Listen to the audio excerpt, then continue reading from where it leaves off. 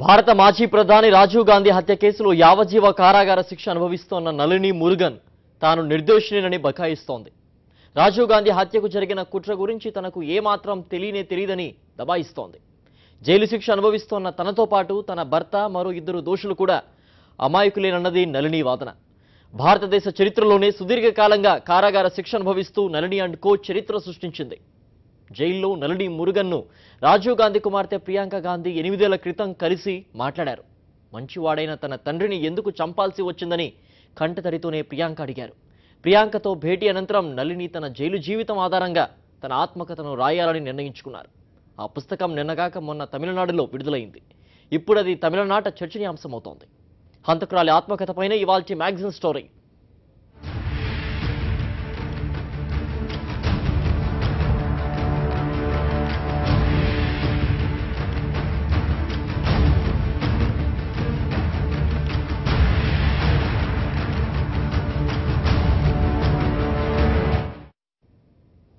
మాజీ ప్రధాని స్వర్గీయ రాజీవ్ గాంధీ హత్య కేసు మరోసారి తెరపైకి వచ్చింది.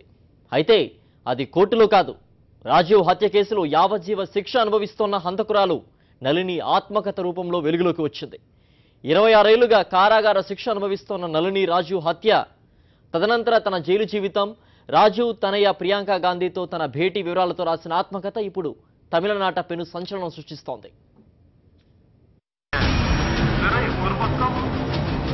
5-6 రోజుల క్రితం తమిళనాడులో రాజీవ్ గాంధీ హత్య కేసులో దోషి నళిని మురుగన్ తమిళంలో రచించిన రాజీవ్ కోలాయ్ మరైక్క పట్టా ఉన్మైగళం ప్రియాంకం నళిని సందిప్పు పుస్తకం విడుదలైంది. దీని అర్థం ఏంటంటే రాజీవ్ గాంధీ హత్య, మరుగున పడ్డ రహస్యాలు, ప్రియాంక నళిని మురుగన్ల భేటీ. ఎల్టీటీఈ నేత వేలు పిళ్ళై ప్రభాకర్ను ఆరాధించే తమిళ రాజకీయ నేత వైగోతో పాటు ఎల్టీటీఈ సానుభూతి పరులైన ప్రముఖులు, నళిని తల్లి పద్మావతి ఈ పుస్తకావిష్కరణ సభలో పాల్గొన్నారు.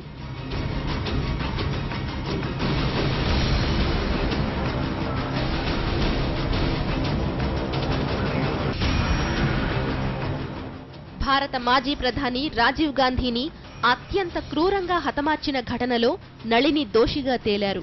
నళినితో పాటు మొత్తం 26 మందిని నిందితులుగా చేర్చారు. ఫ్లాష్ బ్యాక్లోకి వెళితే 1991 ఎన్నికల ప్రచారం దేశవ్యాప్తంగా జోరుగా సాగుతోంది. దక్షిణ భారతదేశంలో ఎన్నికల ప్రచారం కోసం విశాఖపట్నం వచ్చిన రాజీవ్ గాంధీ మే 21న తమిళనాడు బయలుదేరారు. తమిళనాడులోని సిరిపెరంబదూర్లో బహిరంగ సభ. రాజీవ్ గాంధీ పెద్ద ర్యాలీ నిర్వహించారు. అనంతరం సభావేదిక వైపు వచ్చారు. ఆయనకు స్వాగతం చెప్పడానికి అభిమానులు, పార్టీ శ్రేణులు పోటాపోటీగా వచ్చారు. ఒక్కొక్కరిని పలకరిస్తూ, చిరునవ్వులు చిందిస్తూ, వారిచ్చే పూలమాలలు స్వీకరిస్తూ రాజీవ్ గాంధీ ముందుకు సాగుతున్నారు. అంతలోనే ఒక మహిళ రాజీవ్ గాంధీ కాళ్లకు నమస్కారం పెట్టడానికి వంగింది. అంతే, భారీ విస్ఫోటనం.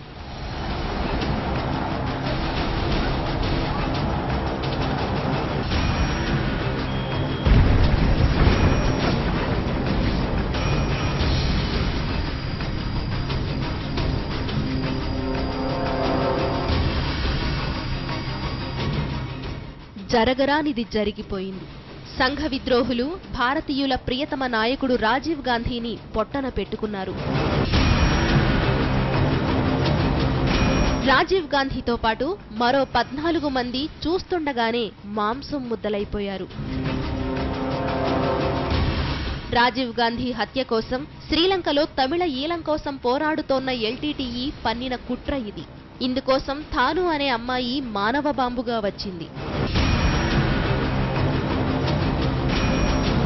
దీనికి సూత్రధారి ఒంటికంటి శివరాసన్. తానుతో పాటు శోభ, నళిని కూడా సంఘటనా స్థలిలో ఉన్నారు.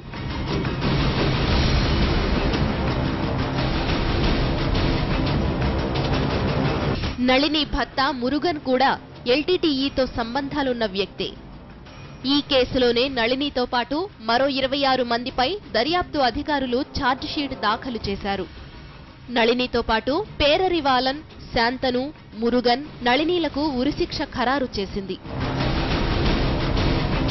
అనంతరం గవర్నర్ క్షమాభిక్షతో న్యాయస్థానం 4 జీవిత ఖైదుగా శిక్షను మార్చింది. 25 దాటాయి. 26వ ఏడు నడుస్తోంది. ఈ నలుగురు ఇప్పటికీ జైల్లోనే ఉన్నారు.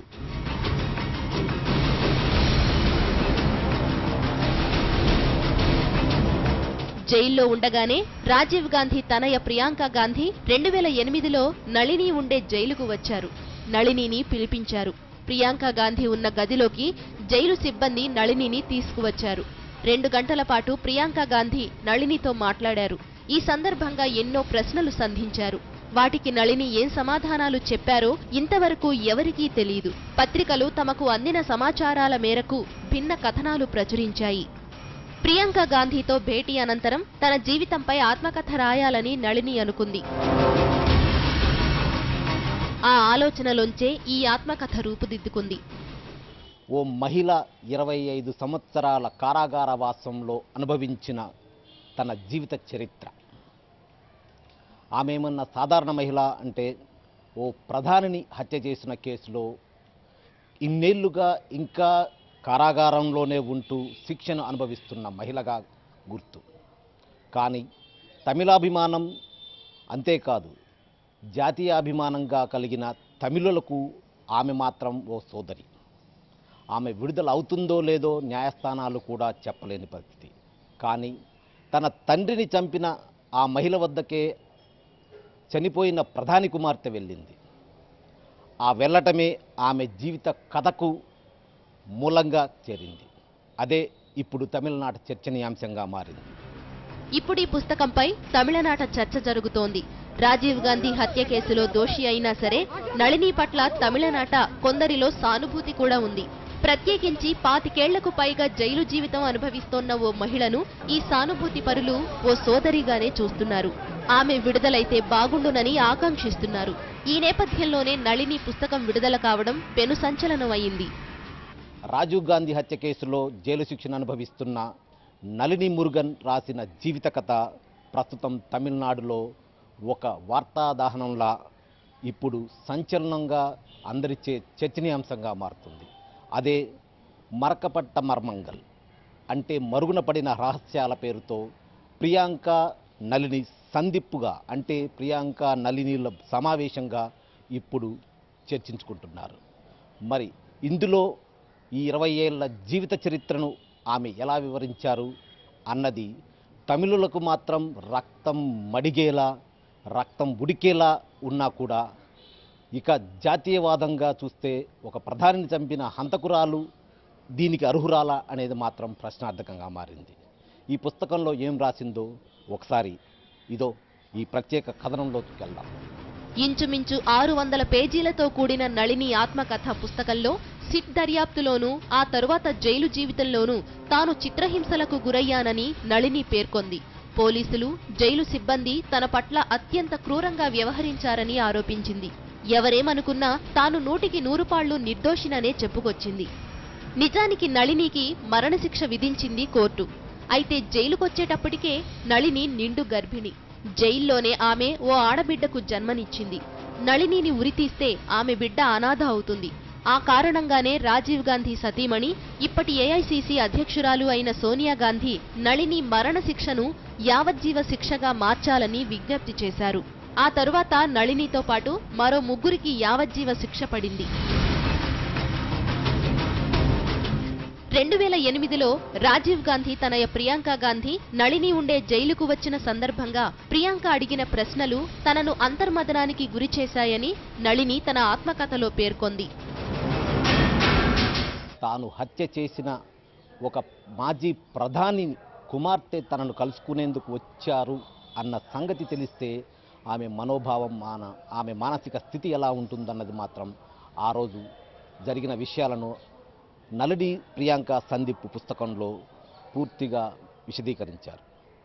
ఆ క్షణంలో ఆమె మనసులో ఎన్ని ప్రశ్నలు తలెత్తున్నాయి, ఆమె మనసులో ఎంత బాధ దాగి ఉంది, ఒక మహిళగా మరో మహిళకు సమాధానం చెప్పాల్సిన పరిస్థితి, అంతేకాదు తన తండ్రిని ఎందుకు చంపావు అన్న ప్రశ్నకు ఏం సమాధానం చెప్తుంది.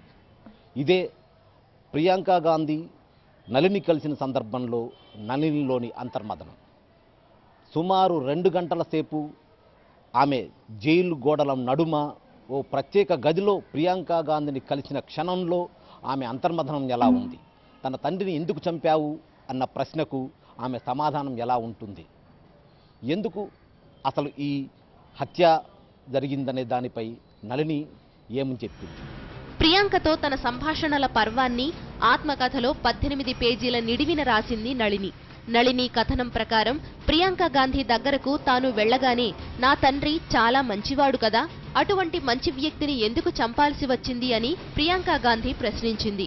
దానికి బదులుగా నళిని, మీ తండ్రి హత్యకు మాకు సంబంధమే లేదు, పరిస్థితుల ప్రభావంతో నేను జైలుకు రావాల్సి వచ్చింది.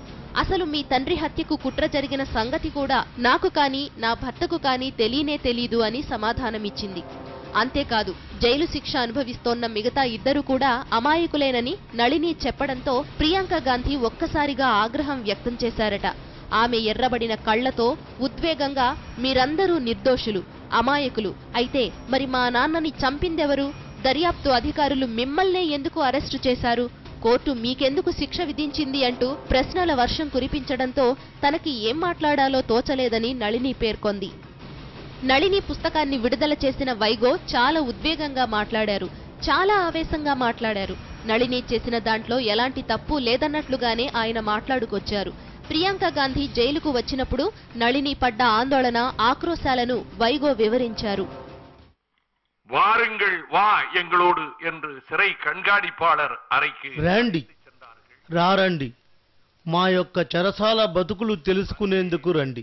వస్తూనే ఉన్నారు. పచ్చని పొలాల్లో, అందమైన తోటల్లో చిలకలా విహరించే ఒక అమ్మాయి నన్ను బంధించిన కారాగారం తలుపు ఎదురుగా నిలబడి ఉంది. ఆమెను చూడగా ఐయామ్ ప్రియాంక అంది. ఆ పేరు వినగానే నా తల గిర్రున తిరిగింది. ఆమె మళ్ళీ రెట్టించి అంది, నా పేరు ప్రియాంక అని. ఏం మాట్లాడాలో అర్థం కాలేదు. ఉద్వేగంలో ఏం చెప్పాలో తెలియలేదు. అలా స్థానువులా ఉండిపోయాను. తన తండ్రిని కోల్పోయిన మానసిక క్షోభతో ప్రియాంక వచ్చారు. నిజానికి తన తండ్రిని హతమార్చిన బృందంలో ఒకరైన నళినికి తన తల్లే క్షమాభిక్ష పెట్టారు. అంత పెద్ద మనసుతో వ్యవహరించిన సోనియా గాంధీ తనయగానే ప్రియాంక జైలుకు వచ్చారు. అయితే తన తండ్రి వంటి మంచి వ్యక్తిని చంపడానికి చేతులెలా వచ్చాయో చెప్పాలంటూ ప్రియాంక గాంధీ నిలదీశారు. మొత్తానికి మహిళగా ఆమెపై ఒక సానుభూతి ఉన్నా కూడా న్యాయస్థానాలు దోషిగా తేల్చటం, అయితే ఆ దోషిగా తేల్చినా కూడా తాను నిర్దోషినేనంటూ మరకపడ్డ మర్మంగలంటూ, అంటే రహస్యంగానే ఉండిపోయాయి తన నిజాలన్నీ కూడా, తాను చెప్పిన వాదన మొత్తం రహస్యంగానే ఉందంటూ ఆ పుస్తకంలో 600 పేజీల పుస్తకంలో విశదీకరించడం మాత్రం ప్రస్తుతం అందరి నోట ఒక చర్చనీయాంశమైన అంశంగానే మారింది. ఇందులో నిజ నిజాలు మాత్రం ఇక తమిళులకు తెలియాలి, లేకుంటే ఆమెను కలుసుకున్న ప్రియాంకకు తెలియాలి. నళిని పుస్తకం ఇప్పుడు తమిళనాట ఓ ప్రభంజనం, ఓ హంతకురాలి ఆత్మకథ, తమిళనాట ఓ ప్రకంపనమే. తమిళనాడు దాటితే మాత్రం ఈ పుస్తకం అంత తీవ్ర ప్రభావాన్ని చూపుతుందని అనుకోలేమంటున్నారు మేధావులు.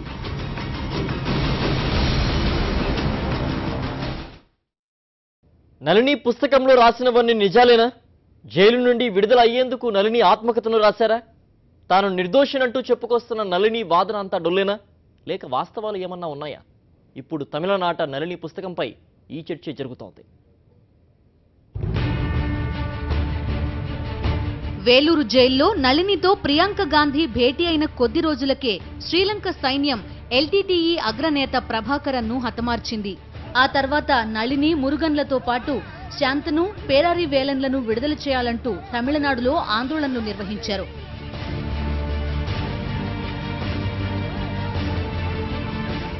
ఇక నళిని కూతురు హరిత్ర లండన్లో మెడికల్ ఫిజిక్స్ లో పీహెచ్డీ చేస్తోంది. తన తల్లిదండ్రులతో తాను కలిసి జీవించేందుకు వీలుగా వారిని క్షమించి విడిచిపెట్టాల్సిందిగా హరిత్ర రాహుల్ గాంధీకి విజ్ఞప్తి చేశారు. నా తల్లిదండ్రుల మరణ శిక్షను యావజ్జీవ శిక్షగా మార్చి వారికి క్షమాభిక్ష పెట్టిన సోనియా గాంధీజీకి కృతజ్ఞతలు. నా తల్లితో మాట్లాడి ఆమెను క్షమించిన ప్రియాంక గాంధీకి కృతజ్ఞతలు. రాజీవ్ గాంధీ హత్య జరిగి ఉండాల్సింది కాదు. ఎవరైనా సరే అయిన వారిని కోల్పోవడం అనేది భరించలేని విషాదం. ఎవరూ కూడా ఇలా హత్యా ఘటనలో మరణించకూడదు అని హరిత్ర తన అభిప్రాయాలు వ్యక్తం చేసింది. నళిని కూడా తన కూతురితో కలిసి జీవించాలని ఉందని చాలాసార్లు పేర్కొంది. 25 ఏళ్ల శిక్ష అనుభవించిన నేపథ్యంలో ఇప్పటికైనా తమను విడుదల చేయాలని కోరింది. అయితే రాష్ట్ర ప్రభుత్వం అందుకు సుముఖత వ్యక్తం చేయలేదు. రాజీవ్ హంతకుల విడుదల కోసం పోరాడుతున్న తిరుమావళవన్ నళిని ఆత్మకథ విడుదల సభలోనూ పాల్గొన్నారు. ఏ ఘటన అయినా ఒకవైపు నుంచే చూడకూడదని, దానికి రెండో వైపు ఏం జరిగిందో తెలుసుకుని స్పందించాలని తిరుమావళవన్ అభిప్రాయపడ్డారు. Multi dimension. ఒక సంఘటనకు చాలా కోణాలు ఉంటాయి, వాటిని మల్టీ డైమెన్షన్ అంటారు. ఓ సంఘటన చూడగానే అందరూ ఒక నిర్ణయానికి వస్తారు. ఈ ప్రపంచంలో సాధారణంగా మనుషులు చేసే పని అది. ఒక సమస్యకు చాలా కోణాలు ఉంటాయి. ఒక సంఘటనకు ఎలాగైతే భిన్న కోణాలు ఉంటాయో అలాగే ఒక సమస్యకు కూడా అదే రకమైన కోణాలు ఉంటాయి. అదే ఈ పుస్తకం వివరిస్తుంది. మనసులోని బాధను ఎవరికీ చెప్పుకోలేని ఒక మహిళ, తమిళలకు కూడా అలాంటి సమస్యలే ఉన్నాయి, వాటికి ఎన్ని కోణాలున్నాయి అన్నదే ఈ పుస్తకంలో నళిని చెప్పింది. இட்டிருக்கிற தலைப்பு பிரியங்கா நளினி சந்திப்பு. மறைக்கப்பட்ட உண்மைகளும் அது சின்னதாக போட்டு பிரியங்கா நளினி சந்திப்பும் என்பதை பெரிதாக போட்டிருக்கிறார். 500-600 பக்கங்களை கொண்ட ஒட்டுமொத்த புத்தகத்தை அவர் இந்த ஒற்றை வரியில் அவருடைய உள்ளடக்கத்தை జైలు నుండి తనను విడుదల చేసేలా వ్యవస్థపై ఒత్తిడి తెచ్చేందుకు నళిని తన ఆత్మకథనే ఓ ఆయుధంగా చేసుకున్నారన్న అనుమానాలు వ్యక్తమవుతున్నాయి. తాను నిర్దోషినని చాటి చెప్పే ఎన్నో సత్యాలను దర్యాప్తు అధికారులు మరుగున పడేశారని, వాటిని పరిగణలోకి తీసుకోలేదని నళిని తన ఆత్మకథలో ఆరోపించారు. నిర్దోషినై ఉండి కూడా తాను 25 ఏళ్లకు పైగా కటకటాల వెనక మానసిక క్షోభ అనుభవించాల్సి వస్తోందని నళిని రాసుకున్నారు. నళిని రాసిన పుస్తకం ఆమె అంతర్మథనాన్ని ఆవిష్కరించిందని ఎల్టీటీఐ సానుభూతి పరుడు, తమిళ సినీ ప్రముఖుడు సీమాన్ అంటున్నారు. వెలుగే కనిపించడం లేదు, ఏమిటి జీవితం ఇలాగేనా? ఈ చీకటిలోనే అంతమైపోతుందా? ఒకరోజు వీడిపోతుందా? ఈ కాలం నా జీవితానికి సాక్ష్యంగా నిలుస్తుందా? ఈ రాజకీయాలు ఎలా చేస్తాయో మనకు తెలుసు. రాజ్యాంగాన్ని కూడా తమ పదవులు కాపాడుకునేందుకు ఉపయోగించుకునే రాజకీయాలు మనవి. ఇది ఒకటే దారి రాజకీయాలకు. ஒரு நாள் அதிகாரம் பிறக்கும், அன்னைக்கு சிறை கதவு திறக்கும். இதை விட்டா வேற வழி இல்லை. రాజీవ్ గాంధీ హత్యోదంతానికి కొద్ది రోజుల ముందుగా తమిళనాట విపి సింగ్ బహిరంగ సభ జరిగింది. ఆ సభకు కూడా నళిని అండ్ కో వెళ్ళింది. అది కేవలం రిహార్సల్స్ కోసమేనని సిట్ తేల్చింది. అయితే నళిని మాత్రం ఎల్టీటీఈతో తన భర్త మురుగన్ కు సంబంధాలున్నాయన్న సంగతి కూడా తనకు తెలీదని దబాయిస్తోంది. హత్య కుట్ర గురించి తనకే కాదు, తన భర్త మురుగన్ కు కూడా తెలీదంటోంది నళిని. రాజీవ్ గాంధీ బహిరంగ సభ రోజున తన భర్తే తనను సిరిపెరంబదూర్ దాకా దిగబెట్టి వెళ్లిపోయాడని నళిని అంటోంది. దానికి ముందు రోజునే తాను గర్భవతినన్న విషయం తెలిసి మురుగన్ ఆనందంతో ఎగిరిగంతేశాడని నళిని పేర్కొంది. ఒకవేళ నిజంగానే హత్య కుట్ర గురించి మురుగన్ కు ముందుగానే తెలిసి ఉంటే గర్భిణి అయిన తనను హత్యా వేదికకి పంపించేవాడే కాదని నళిని వాదిస్తోంది. హత్య గురించి శివరాసన్, థానూలకు మాత్రమే తెలిసి ఉంటుందని నళిని పేర్కొంది. హత్యకు 4 రోజుల ముందు శివరాసన్, థాను, శుభలను తాను తమిళనాడులోని కొన్ని పర్యాటక క్షేత్రాలకు తీసుకెళ్లానని, అలాగే ఓ రోజున అందరం కలిసి సినిమాకి వెళ్లామని నళిని వివరించింది. హత్య జరిగిన రోజున తాను ఆఫీస్కి వెళ్లి కొంతసేపు పనిచేసి వచ్చానని నళిని అంటోంది. నళిని అమాయకురాలని ఎల్టీటీఈ సానుభూతి పరులు మాత్రమే వాదిస్తున్నారు. అయితే దర్యాప్తు అధికారులు మాత్రం రోజుల తరబడి జరిపిన దర్యాప్తులో ఎన్నో సాక్షులను విచారించిన తర్వాతే నళిని పాత్రను తేల్చారు. నళిని ఖచ్చితంగా ఓ క్రూర హత్యలో కుట్రదారని వారు నిర్ధారించారు. ఎల్టీటీఈ తీవ్రవాదుల హింసాయుత ఆలోచనే రాజీవ్ గాంధీ దుర్మరణానికి కారణమైంది. అది క్షమించరాని నేరం, ఎవరూ సహించలేని ఘోరం. ఏ లక్ష్య సాధన కోసమైనా సరే హత్యాకాండలను, వాటికి జరిపే కుట్రలను సమర్థించడానికి వీలే లేదు.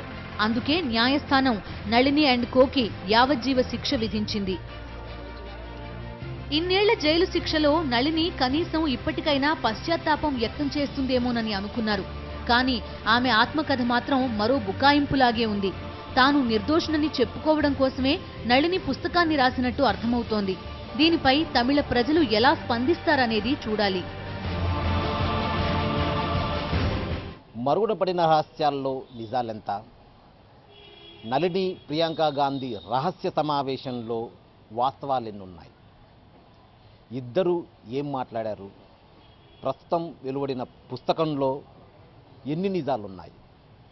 మొత్తానికి రాష్ట్రవ్యాప్త సంచలనమే కాకుండా ఏదైతే శ్రీలంకను గడగడలాడించిన ఎల్టీటీఈ ప్రభావంతో రాజు హత్యకు కారణమైన నళినిలో ఎంత అంతర్మథనం ఉంది, ఒక మహిళగా ఆమె మానసిక స్థితి ఏంటనేది మాత్రం పుస్తకంలో చెప్పకనే చెప్పారు.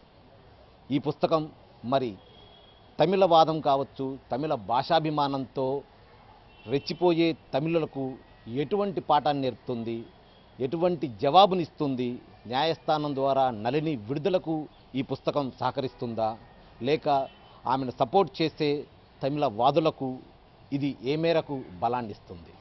అది మాత్రం ప్రశ్న లేని జవాబుగానే ఉంది. అయితే జైలు జీవితంలో 25 సంవత్సరాల తన అనుభవాలు కావచ్చు, విచారణ సమయంలో ప్రత్యేక అధికారులు దాచిపెట్టిన రహస్యాలు కావచ్చు, ఆమె బయటపెట్టానని చెప్తున్నా కూడా నళిని నిజంగానే అన్ని విషయాలు వాస్తవాలు ఈ పుస్తకంలో పొందుపరిచారన్నది మాత్రం ప్రశ్నగానే మిగిలింది. చెన్నై నుండి కరెస్పాండెంట్ సంజయ్, సాక్షి టీవీ. ఆత్మకథలో నళిని చెప్పినవన్నీ నిజాలనుకోవడానికి వీల్లేదు. నళిని నిక్కచ్చిగా హంతకురాలనని దర్యాప్తు అధికారులు తేల్చారు. దర్యాప్తు అధికారులు సమర్పించిన సాక్ష్యాధారాలు, నివేదికల ఆధారంగానే న్యాయస్థానం నళిని అండ్ కోకి శిక్ష విధించింది. సంచలనాల కోసమో, జైలు నుండి విడుదల కోసమో, లేక ఇంకెందుకోసమో తెలియదు, కానీ నళిని మాత్రం ఓ పుస్తకం రాశారు. అదే ఇప్పుడు తమిళనాడులో సంచలనమై కూర్చుంది. ఇది ఇవాల్టి మ్యాగజైన్ స్టోరీ. మరో ఇంట్రెస్టింగ్ టాపిక్తో మరో బులెటిన్లో కలుద్దాం. Stay tune.